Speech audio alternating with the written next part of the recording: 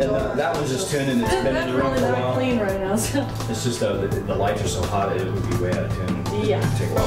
So what we're gonna do is we're gonna seat you over there. You go ahead and get seated and get comfortable. And just pick up the guitar if you like. And we'll do the acoustics first. We're gonna do miking acoustics, and basically you're just gonna sit there and look pretty, which should be real easy for you. All right. It doesn't. Where do you want me looking, or does it matter? I'll just look right into the lens. Okay. And you're good to go. And then when I talk, you can look at me like I'm just really this guy who knows everything about Totally, okay. Just be enamored with his knowledge. I'll drool. There you go. Okay, I'm here with Katie Tao today in the studio, and we're going to be laying down some acoustic guitar tracks. So we're going to show you how to mic up an acoustic guitar with one mic and get a really good sound. Okay, so we're going to move the mic in and drop it down a little bit. And we're looking right here at the 12th fret. A really good place to mic acoustic guitar is right off the 15th fret. So we're going to get this in there. Then the next important thing is you want to make sure that the capsule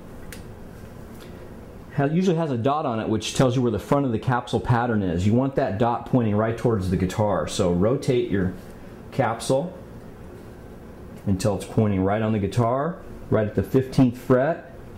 And you can't see this from the camera angle, but we're about 6 inches away from the fretboard. Here's a common mistake when you're miking a guitarist in the studio. People will always try and move the guitarist to the microphone, which you don't want to do. They'll say, hey, would you turn this way a little bit? Okay, and just hold it right there. And now we're going to record. So then they go and hit the record button and go ahead and start playing.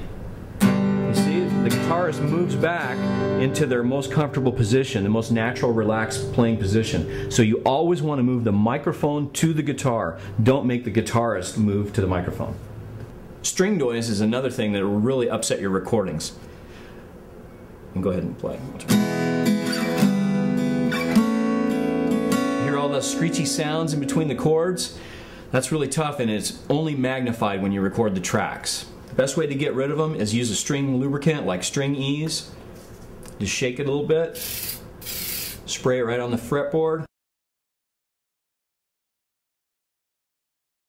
This is another real handy item for the studio. This is a Dunlop pick holder, and I've cut this one in half, and I usually keep one on every mic stand in the studio. That way, if an artist drops a pick or loses a pick, or you start talking about a song and he says, hey man, where's my pick? There's always one right there on the mic stand. $6.95, great investment. Pick thickness makes a great difference in the way your guitar sounds. If you use a thin pick, you're going to get a bright sound with a lot of rich harmonics. And if you use a thick pick, you get a darker, deeper sound. It'll be louder, but you won't have the highs and harmonics. So, practice with different thicknesses of picks at home until you get the sound that you really want for your particular song. Remember also that recording is very spontaneous, so it's important to just set your stuff up and hit record and let it go, because that way you'll always capture something that might be unrepeatable later on.